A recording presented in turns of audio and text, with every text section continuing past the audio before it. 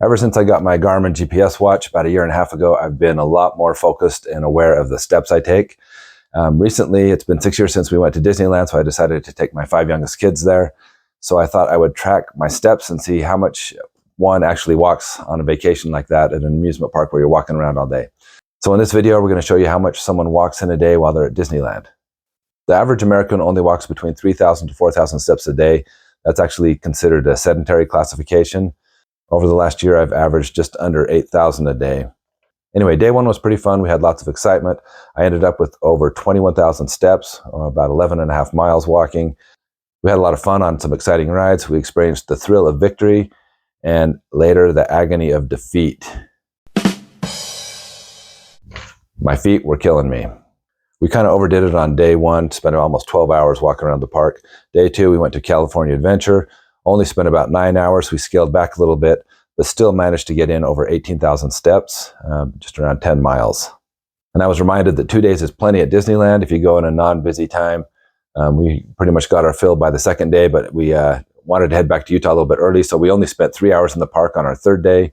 So even though we were only spent the first 3 hours of the day in the park and then went home after that, still got in 12,000 steps.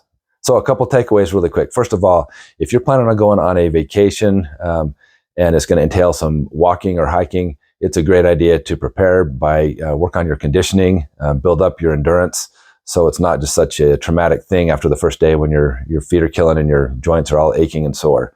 So build up to it and prepare. Another thing is to take appropriate footwear. That can make a big difference. Luckily, I took some comfortable walking shoes and some running shoes. I was able to switch back and forth between those. My son, however, wore his work shoes. They were steel-toed, heavy, not very comfortable. He was limping around after the first day. So it makes a big difference on the quality of footwear that it's appropriate for your activity. I just want to finish with this, saying that walking is such an underrated activity. So many of us have sedentary lifestyles where we aren't required to move much. So anytime you can get your body moving, that's a plus. It's so good in so many areas of your health. And so walking is a great way to do that. The CDC actually recommends about 10,000 steps a day. I know most people aren't getting anywhere near that.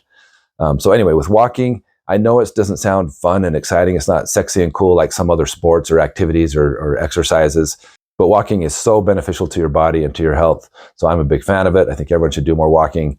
And that's my challenge to you, is to maybe track your steps, be a little bit more aware of how much you're moving around and try and improve that. Especially as these winter months come, it's easy to kind of hunker down and get lazy and go into hibernation. So I encourage you to keep walking and get in your steps. I also encourage you to like and subscribe, comment, and check out some of my other videos. I've got some fun videos here that are much better than this one. Push the button. Do it.